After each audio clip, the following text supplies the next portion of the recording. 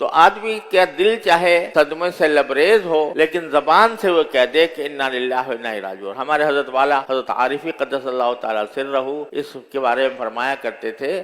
کہ یہاں پر یہ ہے کہ الذین اذا اصابتهم مصیبۃ قالوا، جب مصیبت پہنچے تو کہہ دے، صرف کہہ دینا، یہ کہہ دینا کہ انا للہ و انا الیہ راجعون، چاہے دل میں صدمے کے طوفان امڈ رہے ہوں لیکن زبان سے یہ کہہ دینا کہ انا للہ و انا الیہ راجعون، اس کے اوپر اتنے عظیم ثواب مرتب فرمائے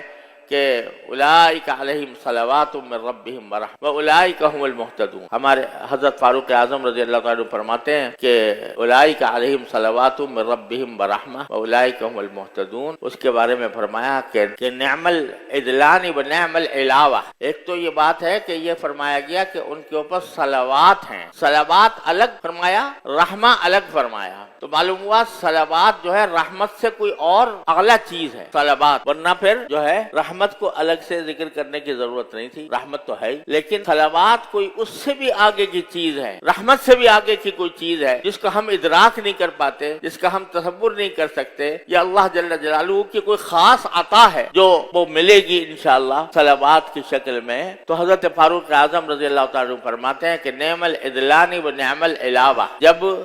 کوئی سامان لادا جاتا تھا مثلا کسی خچر پر تو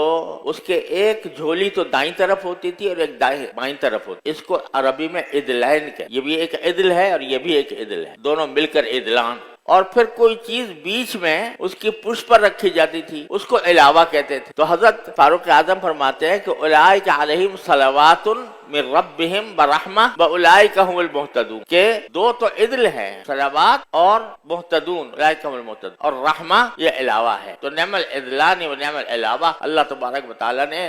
صبر کرنے والوں کو اور انا للہ و انا الیہ راجعون کرنے والوں کو اتنا بڑی نعمت سے نوازا ہے کہ ان کے دونوں جھولیاں بھی بھری ہوئی ہے اور علاوہ بھی اس کے اوپر ہے۔ اور جیسا میں نے عرض کیا کہ صلوات کا جو لفظ ہے یہ اس کے مفہوم ہم صحیح طریقے سے سمجھ بھی نہیں سکتے، ترجمے میں اردو میں ہم اگر کہیں گے تو رحمتیں ہی کہہ دیں گے، اور تو کوئی لفظ ہمارے پاس ہے نہیں جو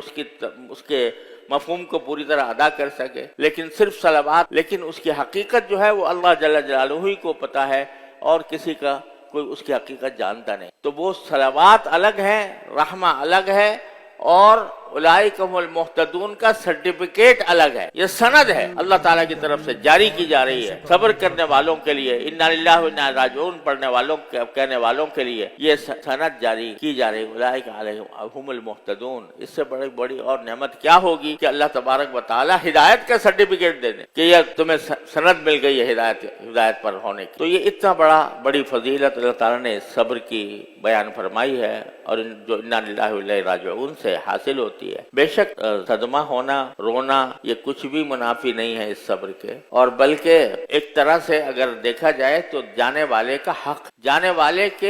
حق ہے کہ اس کے جانے پر غم کیا جائے۔ یہ وہ ہے کہ اللہ تبارک و تعالیٰ کی طرف سے جب ایک چوٹ لگی ہے تو اس کے سامنے بہادری دکھانا بھی بندگی کا کام نہیں، چوٹ اللہ تعالیٰ کی طرف سے لگائی گئی ہے تو بندگی کا تقاضا یہ ہے کہ اس پر انسان کراہے بھی، اس کے اوپر آدمی صدمہ کرے بھی، غم بھی کرے، لیکن وہ اس طرح کرے جیسا کہ ایک ڈاکٹر اگر کوئی آپریشن کر رہا ہو تو آپریشن کرنے کے اوپر بعض اوقات تکلیف ہوتی ہے، اس تکلیف کی وجہ سے چیخ بھی نکلتی ہے بغیر اختیاری طور پر، لیکن انسان جانتا ہے کہ یہ ڈاکٹر جو کچھ کر رہا ہے میرے ساتھ یہ شفقت کا معاملہ ہے، رحمت کا معاملہ ہے، محبت کا معاملہ ہے، باوجود اس کے کہ مجھے تکلیف پہنچ رہی، لیکن میں جانتا ہوں کہ یہ میری ہمدردی میں کر رہا ہے، میری بھلائی کے لیے کر رہا ہے، اس واسطے بلکہ اس کا ممنون ہوتا ہے، اس کو شکریہ ادا کرتا ہے، بلکہ اس کو پیسے بھی دیتا ہے کہ یہ تم نے مجھے تکلیف پہنچائی، لو اتنے پیسے لو، یہ اس لیے کہ وہ باوجود تکلیف پہنچنے کے جانتا ہے کہ یہ میرے لیے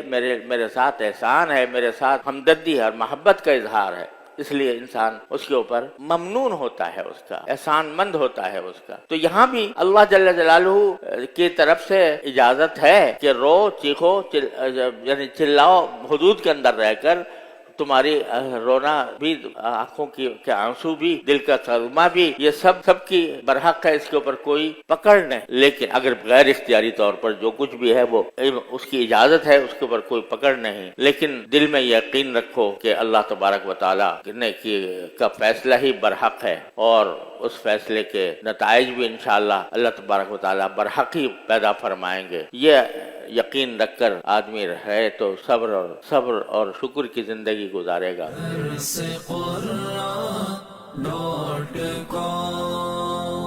www.darsequran.com